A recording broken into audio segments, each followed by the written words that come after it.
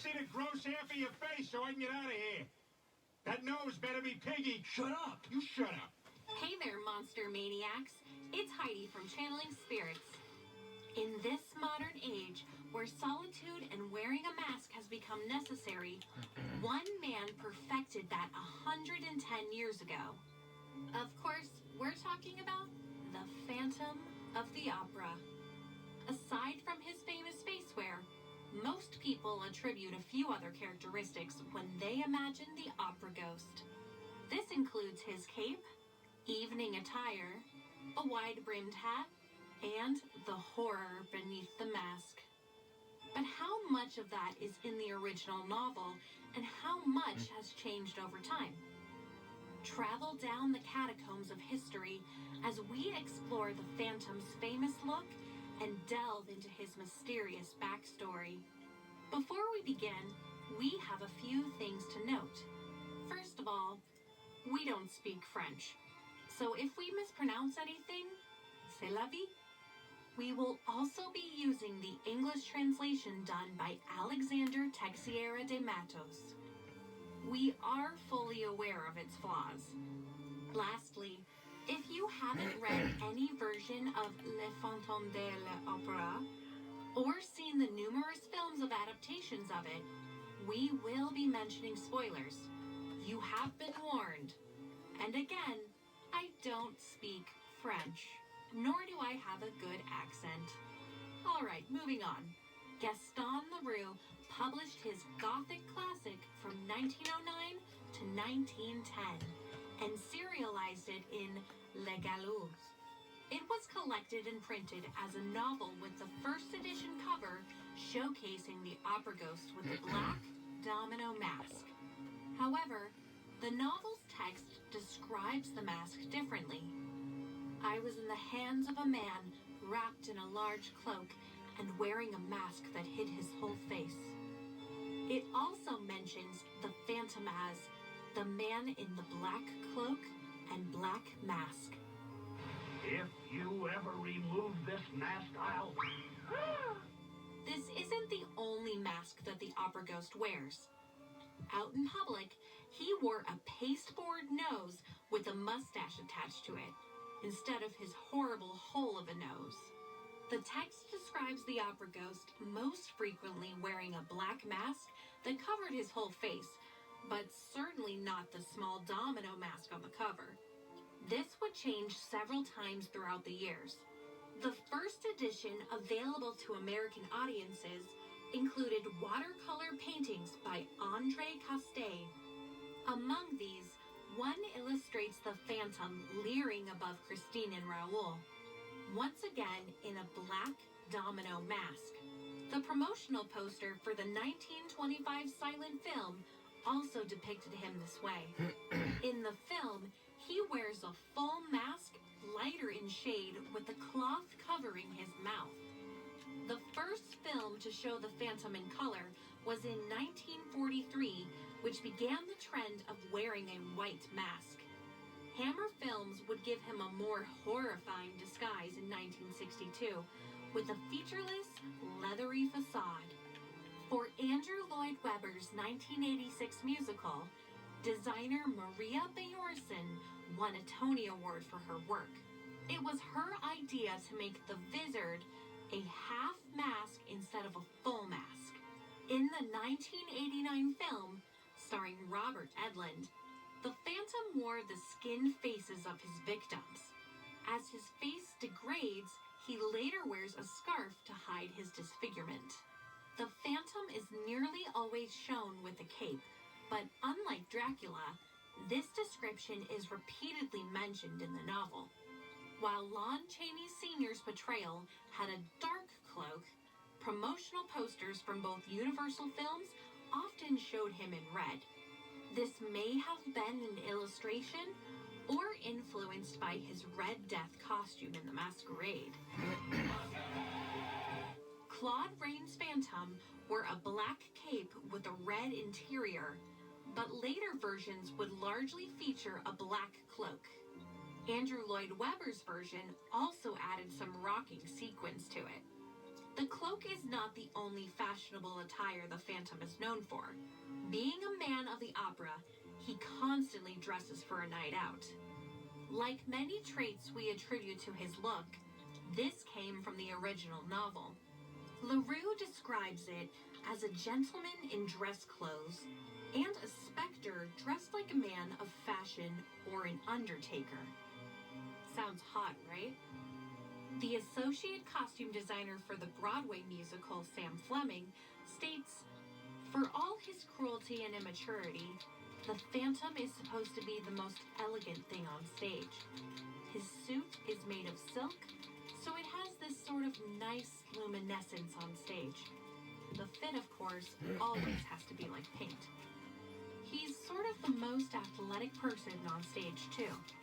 But while most actors portraying him had an average or athletic build, the book described him as emaciated. You meet so many men in dress clothes at the opera who are not ghosts.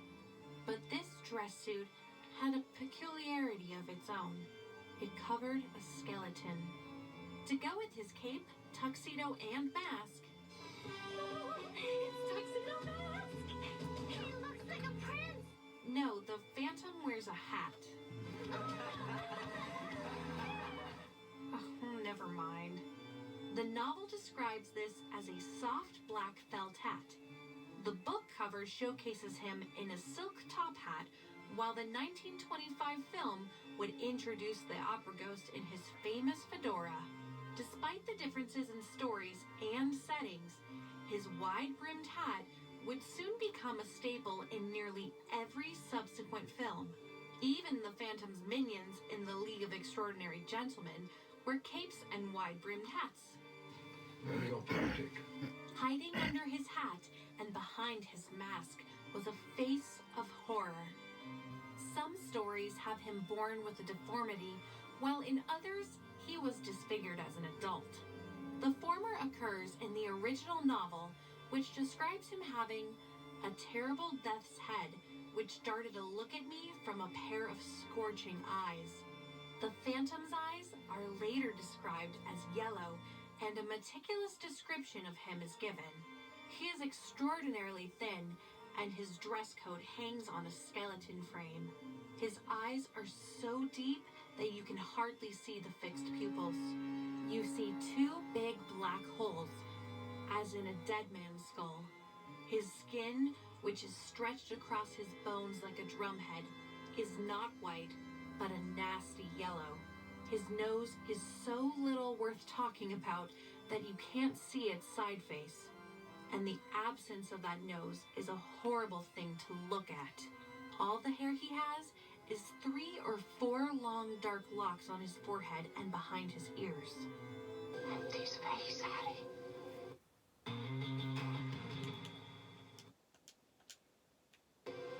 It was horrible. Lon Chaney Sr.'s incredible makeup most accurately portrays this. The sunken skull-like eyes, lack of nose, and wisps of hair give him the death's head LaRue described. Being in black and white, it is hard to know what hue his skin was intended to be. However, years later, the Phantom would find himself illustrated with a greenish skin like Frankenstein's monster, but also more yellowed like the novel. 95 years later, Lon Chaney Sr.'s performance still resonates when we think of the opera ghost. Claude Rains and Herbert Lom are both burned with etching acid.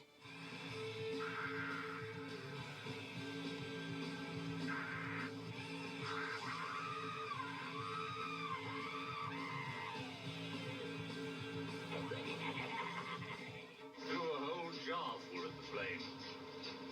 Some of it splashed back in his face.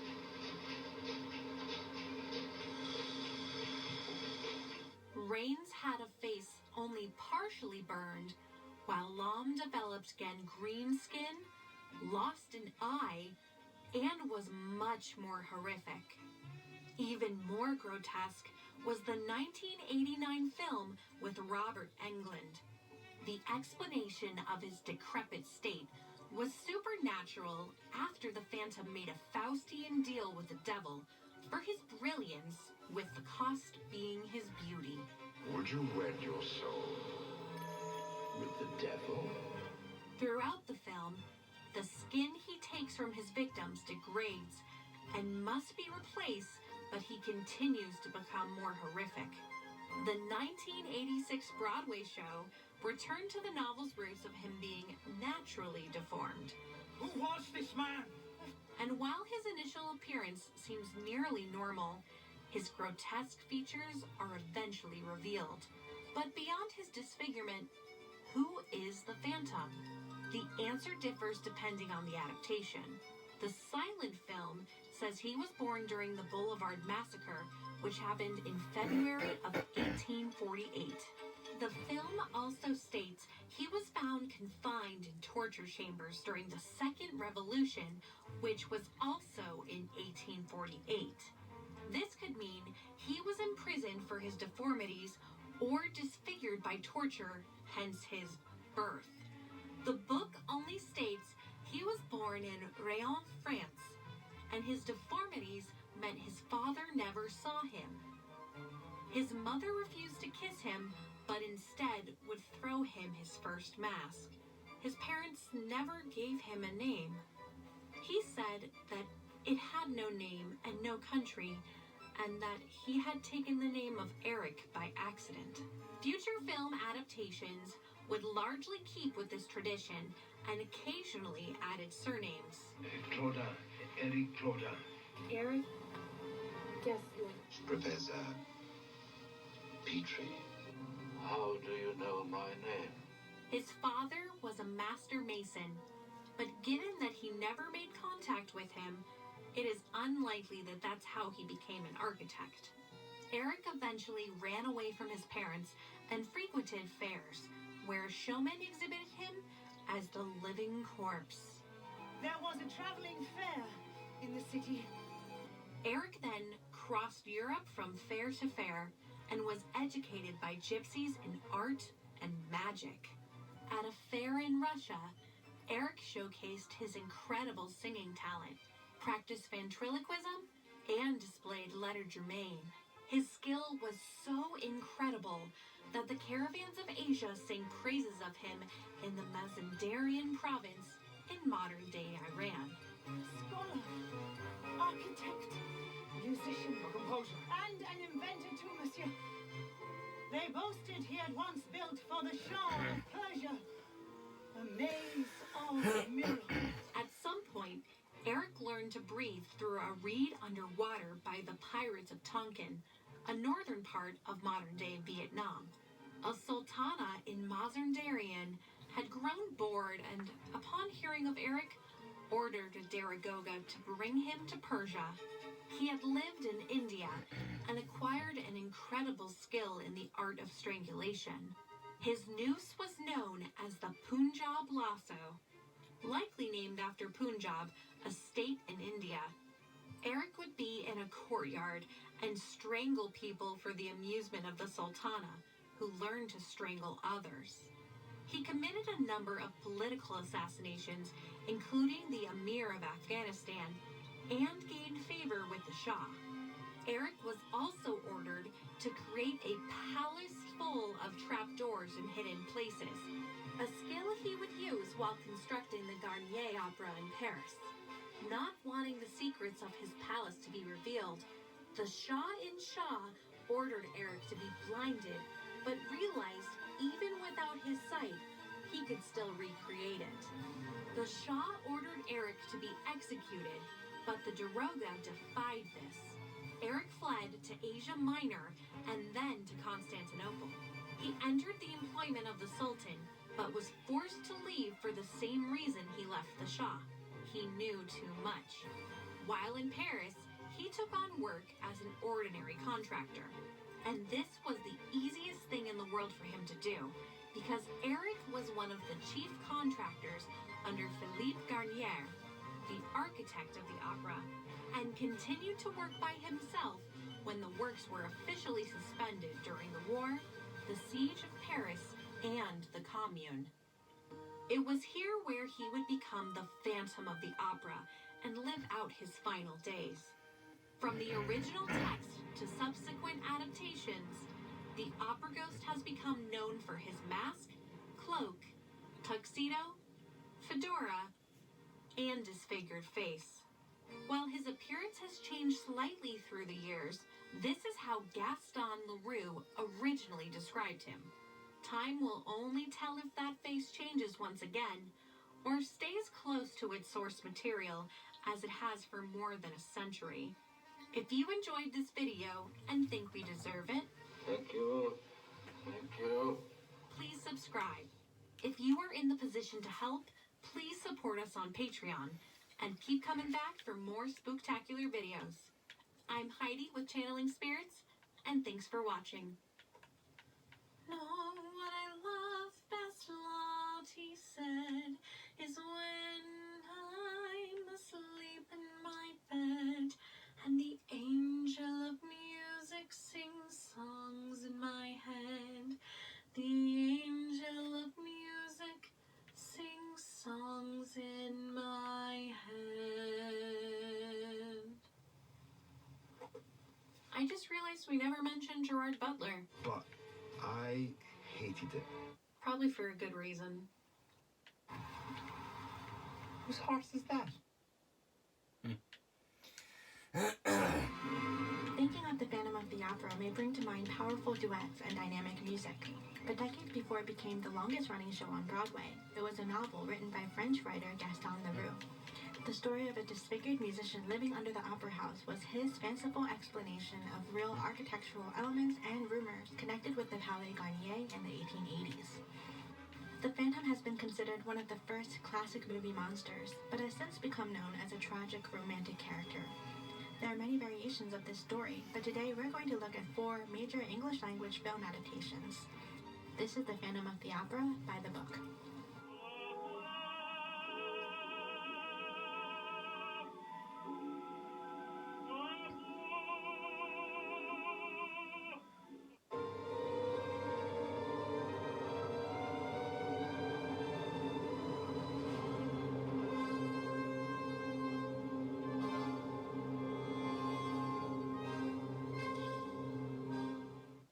The Phantom of the Opera first achieved international fame after the release of the 1925 silent film version. The success was in part due to Lon Chaney, who created his own makeup for the iconic role. Nicknamed the Man of a Thousand Faces, his transformation is actually one of the more accurate looks in line with the novel. The result was so shocking at the time that some even fainted at the unmasking scene in theaters. The film went through several iterations before the final release, including a romantic comedy version that was booed off-screen. The final version of the film ultimately received positive reviews from both critics and the public. It kept more of the original story, but also included a new dramatic ending wherein the Phantom is caught by the mob and killed. This version is the first to portray a brunette Christine, who was originally described as having blonde hair and blue eyes. It also changes the major character of the Persian, a mysterious man from Eric's past, to that of a French detective.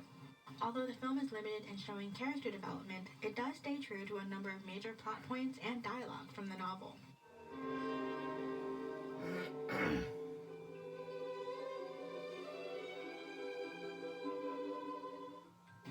The nature of silent film, however, meant that it had to rely on strong visual imagery. Technicolor scenes highlighted the masquerade costumes, and most notably the Phantom as the Red Death.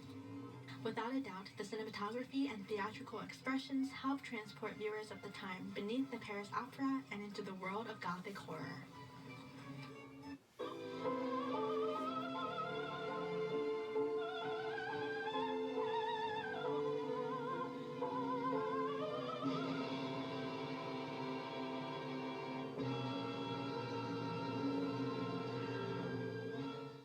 The 1943 film version, Phantom of the Opera, is a remake of the first movie, and thus veers even further away from the original novel.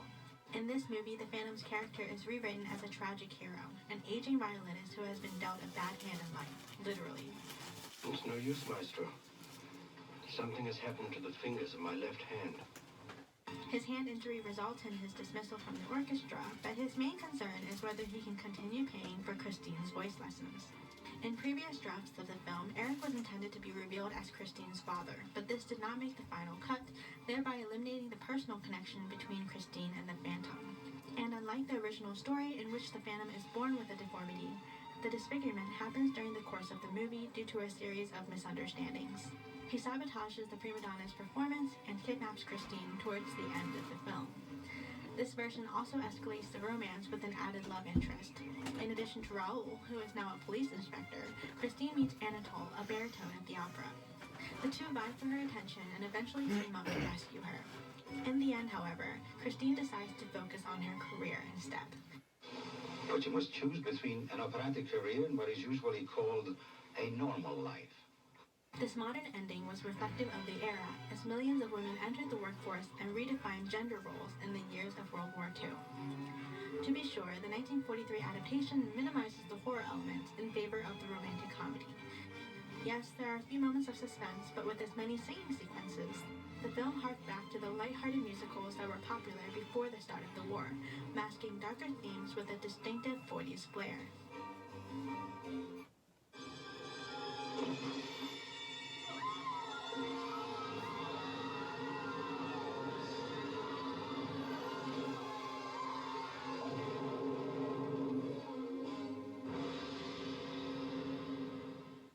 The 1962 film adaptation of The Phantom of the Opera shifts the setting of the novel to London, England, one of many major departures from the novel.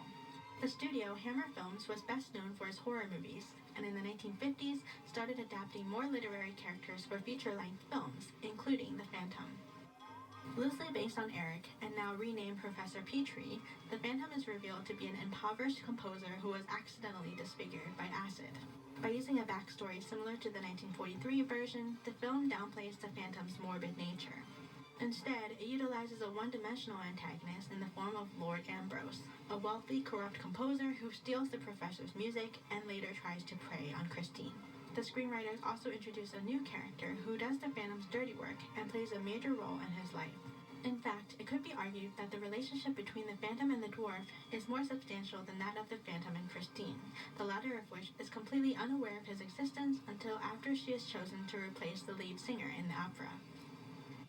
After Christine tells the opera's producer, Harry Hunter, about the voice that she hears in her room, the rest of the film mainly focuses on Harry solving the mystery of what happened to the Phantom.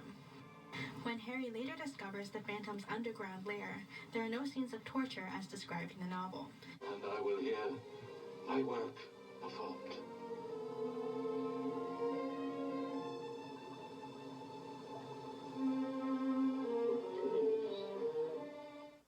In the last few minutes of the movie, the Phantom confronts Lord Ambrose and ultimately sacrifices himself to save Christine. In combining elements from the previous two films, this adaptation tries to be a romance, horror, and tragedy rolled into one.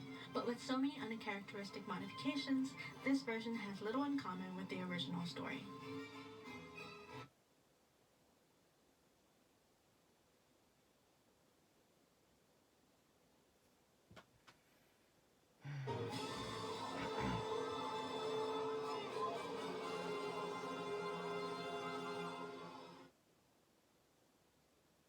The 2004 film adaptation is itself based on Andrew Lloyd Webber's musical adaptation of The Phantom of the Opera. While there were certainly artistic liberties taken with this musical version, both the show and the movie retain major points of the original story with some influences from previous adaptations.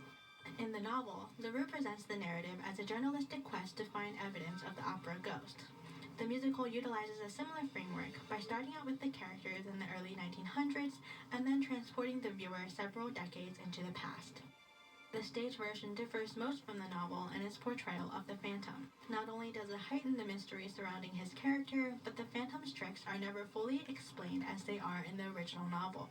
The film version further changes his appearance to be more appealing than the corpse-like figure that is described in the book. The deformity now affects just half of his face, which he covers with the iconic mask that is now most associated with his character. This, combined with his more alluring nature and tragic backstory, has resulted in more rooting for the Phantom over Raoul, the conventional hero figure.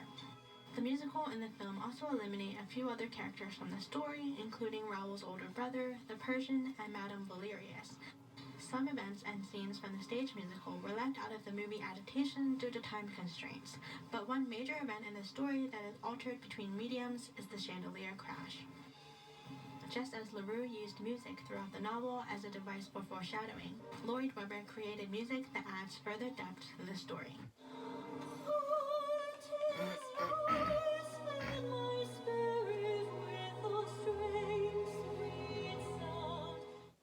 The musical heightens the sentimentality for a melodrama that hones in on the emotional lives of the central characters.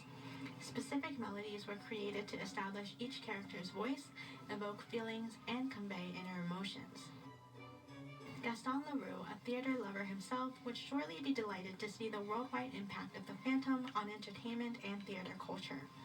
These various film and stage renditions alter aspects of the three main characters to make the love triangle more appealing, whether that is emphasizing Christine's innocence, Raoul's heroism, or Eric's pitiable past.